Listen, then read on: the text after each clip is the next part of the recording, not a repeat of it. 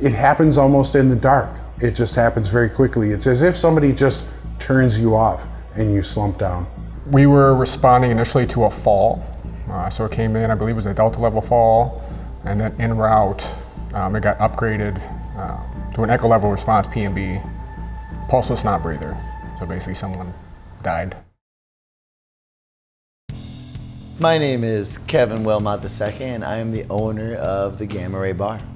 My name is Rökker. I'm the drummer with the band Iron Plow, and I was here on December 26th to play a gig with my band and day after Christmas and have some fun. We were starting a local music showcase with my good friend Rökker, and I was behind the bar, and I heard a crash and I heard some gasp, and I knew that it was a moment of urgency. I had no symptoms or anything before the show, and when you watch the film, I'm playing the show, playing drums, active, there was no problems, and it was just in the middle of one song where I slowed down for just a second, and then I fell over backwards. I ran to the stage, and I could tell that Rökker was having a medical emergency. His son was able to check his pulse and could check for his airway, and there was no breath or pulse. And so at that point, I knew that CPR was our only action. And I was about like eight or 10 compressions in, and he got a big air back, but he was not able to get his breath back as his airway was blocked. I knew that there was more action that needed to happen. We did not have an AED in the room. We were just open. We were a young business at the time. I was looking to get the fire department there as soon as we could.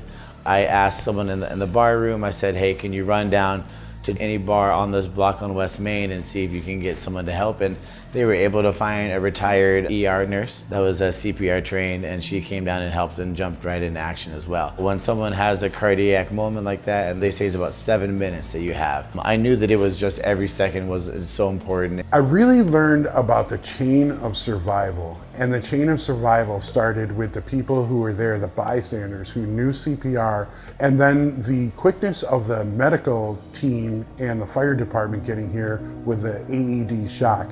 So it was really critical that I got the CPR right away, and then the shock from the Madison Fire Department showed up within minutes, amazingly. I dispatched to the Gamma Ray Bar, and then when we arrived on scene, Engine 1 was already there. So Engine 1's the closest unit, so they got on scene pretty quick. And they had already placed their AED and had delivered a shock prior to us getting there. I think they were maybe getting ready for their second as we walked in. I believe so. AEDs correct irregular heart rhythm that led to the cardiac arrest. And outside of compressions, like early defibrillation is one of the most important things that can happen to hopefully have a good outcome for the patient. When I woke up in the hospital, the doctor said, well, you died on stage playing your drums, but there were people there who wouldn't let you go. And when I thought about it, it was the part of there were people there who wouldn't let you go that really rang true. But I asked the doctor right away, I said, will I ever be able to play drums? And he said, I don't see why not. And that's really what gave me sort of the motivation and the drive to start my health journey. A sudden cardiac arrest can happen anytime, anywhere, to anybody. And if they happen in public, places really could use an AED machine and all of their staffs to be trained in hands-only CPR, because that's really what saves lives. Having an AED, it means that I'm really kind of fully protected now. I feel like before I knew that I was trained and I could jump into action, but now I feel like even when I'm not here, my staff or even someone from on the block can come down and grab the AED to help.